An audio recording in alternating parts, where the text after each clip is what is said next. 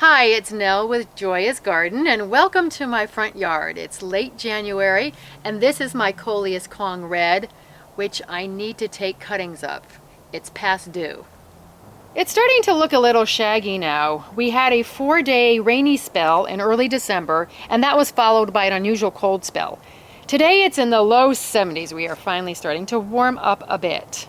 So I want to take cuttings before all the leaves fall off.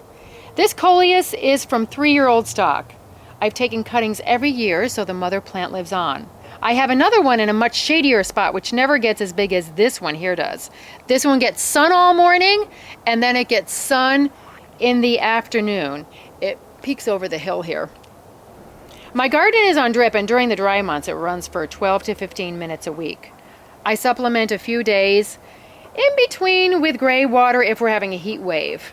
I use a good organic potting soil. These days I use Gardener's Bloom and always plant with worm compost. I love worm compost. I water in some Mimupu tea every other month and that's about all it gets. Now on to the propagation. I'm going to look for a couple of the stems that are really good here. I'm going to take this one in the back. I'm going to go in and cut down here. Just right below this growth, and I take a generous cutting because I want, oops, I broke it. That's what happens sometimes. See, even experienced plant people do that. All right, so I'm going to cut it right below here, and I'm going to remove this here. I take a generous cutting because I want it to be a good size, and then I'm going to take off these, and I'm going to snip the growth here. And I want the water to only go up as far as a second node. It's only in the first node here, but I will probably do it up to the second node because I don't want to put it up to here because then the roots are going to come out up there. And I want them to be down there. But there might be a chance that this might damp off a bit, so I usually do it to the second node. And I'll do one more to show you. I have to be careful because it's a little brittle in its winter state here. As you can see that the leaves have started to fall off.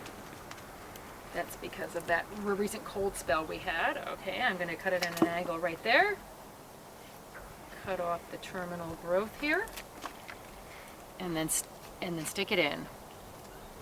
And then I will fill the water up to about here.